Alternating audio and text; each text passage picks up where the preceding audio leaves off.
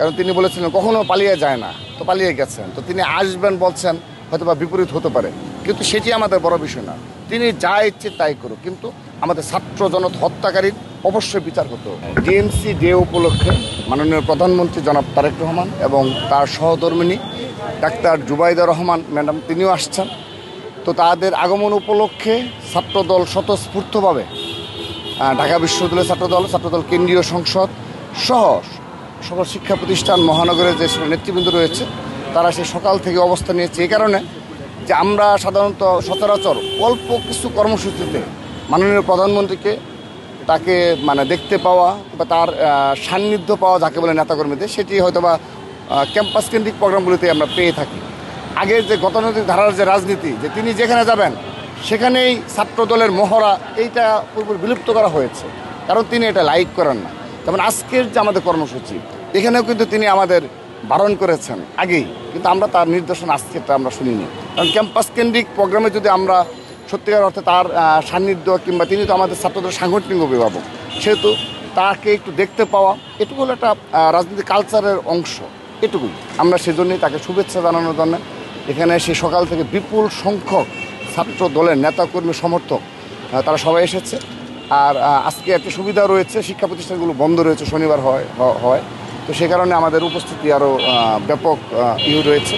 আর আমাদের যে গতানুগতিক ধারার যে রাজনীতি, যে জোরপূর্বকভাবে কোনো কর্মসূচিতে নিয়ে আসা, আল্লাহর রহমতে আমরা 5 আগস্ট 2024 পর থেকে এই ধরনের রাজনৈতিক অপসংস্কৃতির কালচার পুরোপুরি বিলুপ্ত করা হয়েছে।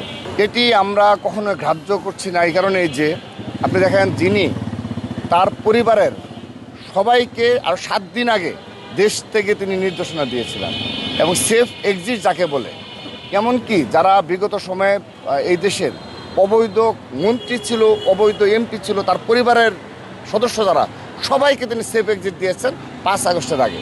কিন্তু তার কিছু অল্প কিছু নেতাকর্মীর সমর্থক রয়েছে, যারা জেনে হোক না বুঝে হোক, তারা 5 আগস্ট পর্যন্ত দেখেন সাধারণ জনগণের বিরুদ্ধে দাঁড়িয়েছে। দেখো তাদের পরিণতিটা কী। অর্থাৎ এই ধরনের দলের প্রধান যিনি, তিনি আর কখনোই দেশে রাজনীতি করার সুযোগ পাবেন না। তার চেয়ে বড় বিষয় যেটি, যে জুলাই আগস্ট গণঅভ্যুত্থানে যে 1400 ছাত্র জনতাকে হত্যা করা হয়েছে, এবং বিগত 15.5 বছর 1000-এর অধিক বিরোধী দলের নেতাকর্মীদের গুম খুনের সাথে যে দল জড়িত, সেই দলের অবশ্যই বিচার হবে বাংলাদেশে। কারণ এই দেশে একটি রেভলিউশন হয়েছে। এই রেভলিউশনের পর কোনোভাবেই ছাত্র জনতা যারা 24-এর জুলাই আগস্ট গণঅভ্যুত্থানকে তৈরি করেছিল, সফল করেছিল, তারা কখনো কোনোভাবেই তার বিচার ব্যতীত কোনো প্রক্রিয়া আমরা মেনে নেব না। এটি তিনি যা বলেন তার উল্টোটা করেন, কারণ তিনি বলেছিলেন কখনো পালিয়ে যায় না, তো পালিয়ে গেছেন। তো তিনি আসবেন বলছেন, হয়তো বা বিপরীত হতে পারে, কিন্তু সেটি আমাদের বড় বিষয় না। তিনি যা ইচ্ছে তাই করুক, কিন্তু আমাদের ছাত্র জনতা হত্যাকারীর অবশ্যই বিচার হতে হবে। এটি হলো আমাদের দাবি, এটি ছাত্র দলের দাবি। প্রতিটি হত্যাকাণ্ডের বিচার পুঙ্খানুপুঙ্খভাবে হতে হবে।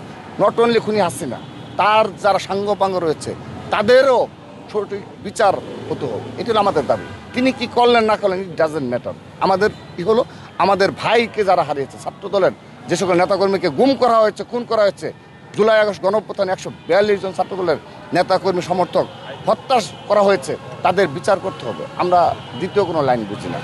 খুনি হাসিনা কী করবেন না করবেন সেটা বুঝি না। খুনি হাসিনা যদি পৃথিবীতে বেঁচে থাকেন, তাকে যে কোনো প্রান্তেই থাকুক, তাকে এই দেশে নিয়ে এসে বিচার করতে হবে। এটি আমাদের দাবি, এবং সেই দাবি বাস্তবায়নের জন্য আমরা যেই প্রক্রিয়ায় কর্মসূচি পালন করা উচিত, আমরা সেই প্রক্রিয়ায় ছাত্রদল কর্মসূচি পালন করি।